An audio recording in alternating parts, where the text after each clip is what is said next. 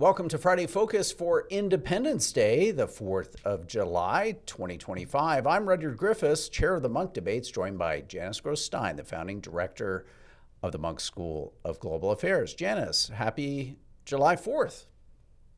And the same to you. This is a remarkable July 4th in American history, isn't it, Rudyard?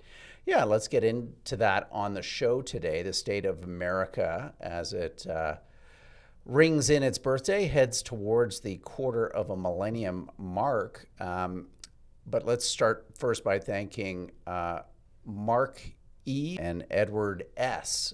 For coming on board as curators here at the Munk Debates. Thank you so much for your generous support. We look forward to ensuring that you have guaranteed seats at each and every one of our in-person Munk Debates. Just one of the many benefits of becoming a Munk curator, which is a charitable donation here in Canada. If you're a Canadian resident, we had dozens upon dozens of Munk supporters. Janice joined this week. We're going to stick all their names in the show notes.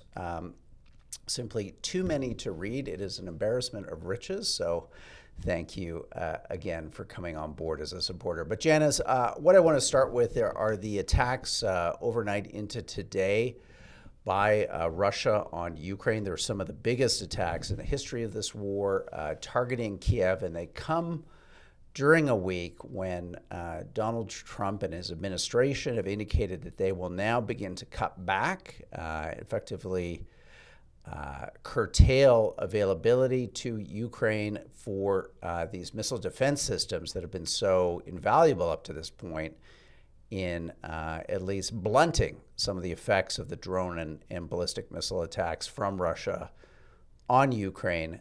What do you make of this all? So it's a very serious issue for Ukraine, Rudyard. Very, very serious. There's no way that Europe can replace this drop off in U.S. assistance. There are two key areas you mentioned. One, the missile interceptors, which have been so critical in limiting the damage to the extent that they have, particularly to the city of Kyiv, which is surrounded by three Patriot missile batteries, but some of the other cities in Ukraine as well. And the second is intelligence. So let me just talk briefly about each. The issue is the United States has run low on missile interceptors, which is astonishing but true, partly because of the Israel-Iran conflict, where missiles have been shipped to Israel now 3 times to defend against Iranian missiles that are incoming. And the stockpiles in the United States are very, very low. So I think it's important that we understand this, because that part of it is not political. It is simply their supply is too low. They didn't think that they would need to resupply two fronts at the same time, but boy, is this a cautionary tale for the United States. Secondly, intelligence. Tactical battlefield intelligence has been so important for the Ukrainians. The United States stopped this once before for a week, and you saw the Russians take advantage. Ukrainians are really, really worried now, Roger. Mm-hmm. Let's talk American and Russian strategy. Donald Trump had a call with Vladimir Putin this week. We don't know a lot about it, but the president did seemingly say to reporters today, Friday, or overnight, Thursday into Friday, that he can't convince Putin of anything. So we seem to have gone from I'm going to solve this war in the first 24 hours of my presidency to I can't convince him to do anything.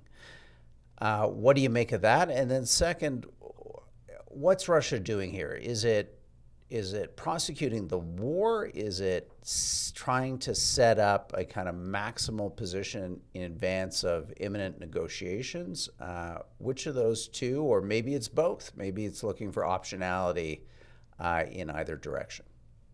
Yeah, for the United States, it's clear that Donald Trump is changing his evaluation of his own impact on Vladimir Putin. You don't hear a lot of nasty comments about Vladimir Putin from him, but you do hear an acknowledgement that he can't persuade Vladimir Putin to do anything.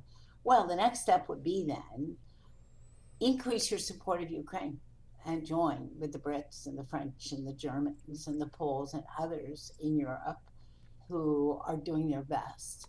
That's Donald Trump has given no indication that he's going to do that. If anything, Rudyard, I think the bigger worry is he'll just walk away from this. He'll just walk away, move on. He's a person with a very short attention span. He gets tired of an issue very quickly. If he can't address it, and he will, just walk away, frankly, and leave Ukraine to face Russia in a very unequal fight. For Putin, this is a dream come true, frankly. The whole strategy, Russia's strategy, has been to drive the wedge between Ukraine and the United States, to deepen it, because Trump came to office with that edge, and to get to a position where the United States is not resupplying Ukraine. They're there now. Why would they stop? Why would he stop, given that his objectives have been maximalist? And even this last 2 or 3 days, he's done two things. One, he's repeated again the mantra that he will only negotiate when Ukraine meets his conditions, and implicitly that means a regime change. And secondly, they announced that Ukrainian children that have been captured are going to be sent to military training to fight on behalf of Russia. This is not somebody who's thinking about any kind of ceasefire or negotiating strategy, frankly. He's empowered. So at what point do we kind of stick a pin in it and admit, acknowledge, recognize that the United States has walked away from Ukraine? Is that moment now, in the context that these missiles are not being provided, these defensive interceptors, and Putin is responding to that news with, again, one of the largest attacks, over 500 drones and ballistic missiles on Kiev, real scenes of devastation in the city today, as bad or worse than anything that is Israeli cities experienced during the 12-day war with Iran recently. So are we at that point now? You know, Roger, just for comparison, Iran fired 500 plus ballistic missiles during that last 12-day round in which Israel opened up first. Ukraine in one night, 500 ballistic missiles and drones. Now, some were drones, but if we counted the ballistic missiles in the last week, I suspected they surpassed that 500 number title, and the Ukrainians only have so many Patriot interceptors left. I actually don't think that Europe is going to walk away from this. I don't think that Britain or France or Poland or the Baltics or the Nordics or Canada are going to walk away from this. Mm-hmm. So I expect there will be a concerted effort. These countries can supply only a very, very limited number of these defensive missiles. They don't make them. But they can supply artillery, ammunition. Mm-hmm. Ukraine has ramped up its manufacturing capacity. But Janice, does any of that matter? I mean, look, I guess it's all part of a piece, but it doesn't matter if Ukraine is in effect being indiscriminately droned and rocketed by Russia. And yes, NATO can provide a bit more artillery. They don't, as you say, they don't manufacture Patriot systems. I don't even know what batteries they have that they can contribute or donate. So, I mean, is this all, again, maybe valiant, maybe expensive on the part of Europeans in terms of the costs required to continue to arm Ukraine, but is it all kind of hand-waving in the face of Russian aggression here? And if Europe wanted to be serious about this, isn't the real issue that Europe is unable to consider, probably because there's not a political consensus either amongst leaders or amongst their voting publics, that they would begin to defend Ukraine by extending, to some extent, their deterrence over all or part of Ukraine. I mean, are we at a kind of binary choice like that, or are we approaching that? You know, Given what's going on, and given how serious the situation's gotten, and given the extent to which, in a matter of weeks, it may simply be impossible for Ukraine to defend itself.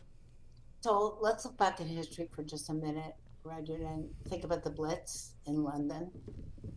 Months and months of nightly rocket attacks that set part of London on fire. Um, Now, that was at the beginning of a war, not 3 years into a brutal war, 3.5 years into it. But generally speaking, strategic bombing of the kind that you're talking about, whether it's bombs or rockets or missiles, hardens the will of a population. There's a big rally around the flag effect where people support their leaders. You saw it in Tehran, actually, where a country was so deeply divided, people nevertheless, when there were civilian casualties in Tehran from Israeli aircraft bombing the different parts of the city, they rallied behind their leader. Strategic bombing almost never ends a war, right? It's really astonishing. We've seen it over and over. So it's for this reason that I actually don't think we are at the end of the war.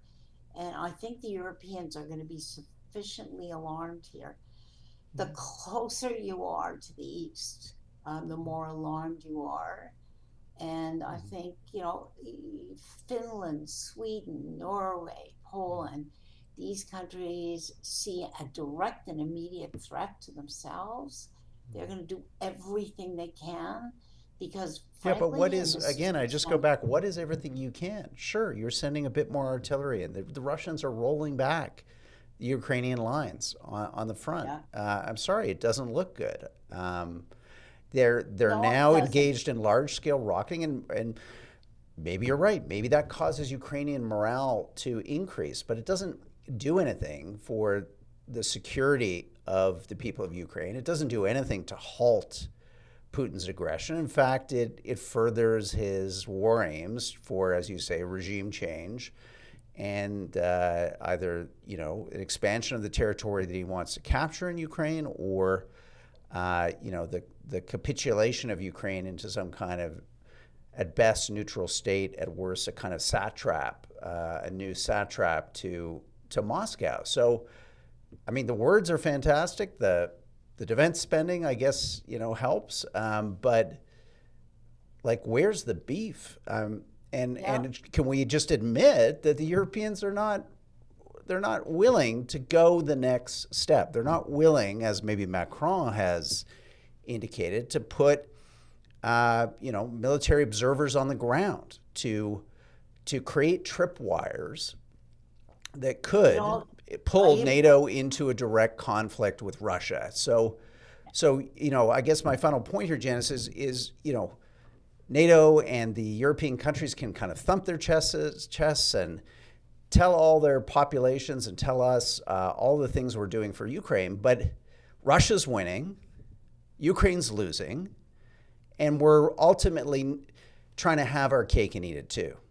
Yeah, look, there's no question that Europe is unable, it's literally unable, Roger, to step up to the degree that it would make a significant material difference to Ukraine. I don't think anybody, you have to be dreaming in Technicolor not to acknowledge that. Um, I think for the Ukrainians, though, and I've spoken to many, there is a transition from this kind of regular warfare to insurgency and guerrilla warfare. They are preparing for the worst, but they are simply not willing, under any circumstances, to do a deal with Vladimir Putin on Putin's terms, because for them, that is the worst possible outcome. And that's what you hear from them over and over and over. Well, let's not put a pin in one other thing, Roger. America, the United States, critical to the defense of Europe, still is. despite all the rhetoric and all the talk and all the NATO summits and all the talk about diversification, the United States is critical to the defense of Europe today. Mm-hmm. Yeah, possibly a topic for another show. I'm a skeptic as to whether, after losing 1 million men and incurring, 1 million dead and 1 million casualties to capture 4 provinces in the Donbass, that Putin is suddenly going to march on Berlin. I think there's a lot that European politicians who are increasingly being weakened by populism within their own ranks, some of that fueled by Russian interference, no doubt, but nonetheless have looked to Russia and the threat of Russia as an excuse to engage in widespread deficit spending, to find another reason to spend liberally in their own economies to bolster, what's been pretty lousy growth in Europe and now going on a generation. So I think there's a lot of convenient reasoning around the so-called bigger Russian threat. The Russian threat, obviously, for Ukraine is real, existential, and of this moment. But I'm a little skeptical about these claims that Europe has to actually worry about a Russian invasion. They have nuclear deterrence. I mean, France has a nuclear bomb. Britain has nuclear weapons. So what's the point? I mean, if you think that Russia is going to march in and be in Paris for Christmas, a kind of reverse Napoleon, then why do you even bother having a nuclear force? You don't have to think that, Rudyard, but you could think about Russia menacing the Baltics. And then what does Europe do? But do you think Russia would attack a NATO country, would trigger Article 5 and the existential risks that would result from that when they've lost 1 million men already, injured and dead, and their economy is sliding towards a deep recession? They're dealing with rampant inflation. This is a greatly weakened Russia 3 years into this conflict. But the issue is not, would Russia do this tomorrow? The issue is, for how long is Russia badly weakened, right? If I think we're at an interesting point, Richard, where paying attention to what leaders say is becoming more and more important. Not dismissing it as rhetoric, but actually paying attention to what leaders say. Vladimir Putin has talked over and over and over about Ruski Mir, about reunifying the Russian Empire, about reestablishing. The Baltics are part of that, okay? And what deterrence, in fact, do Britain and France really have? Are they going to use nuclear weapons if Russia menaces or sends Russian forces across the borders? Why? Why would they do that? Why would they put London and Paris at risk? And this is de Gaulle's old question.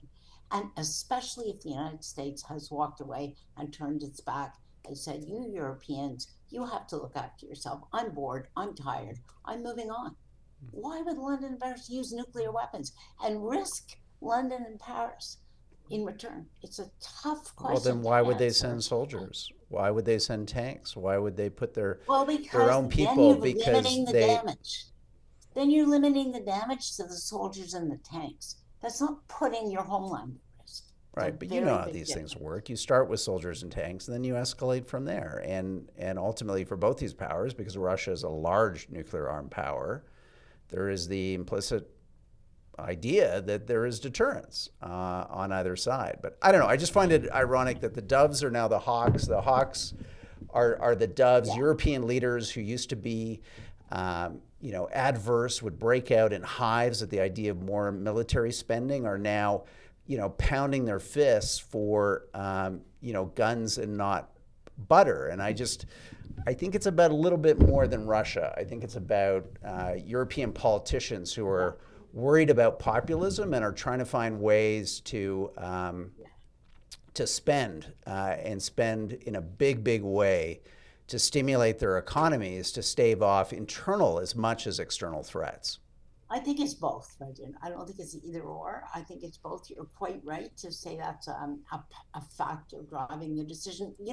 The case in point where you and I might look at this and agree actually is Friedrich Merz in Germany, who's a Christian democratic leader who has come out probably the most hawkish platform of any German leader in memory. Since the 30s, marriage is on and is bursting through every spending limit that the long-standing, fiscally responsible, cautious Germany has always clung to. That's gone. Yeah, Right. so And that's Alternative for about more than Deutschland is Russia. sweeping their state elections, and the German government is on the verge of banning them as a political party. So Yeah. lots of moving pieces on the chessboard. Let's say goodbye to our complimentary listeners and viewers. Thank you so much for being part of this first half of the Friday Focus that we make available to our entire community. We'll take a short break and rejoin our members and donors on the other side to speak about Independence Day. Where is America at as it approaches its 250th birthday? I'm Rudyard Griffiths, chair of the Monk Debates. Again, bye-bye to our complimentary listeners and viewers.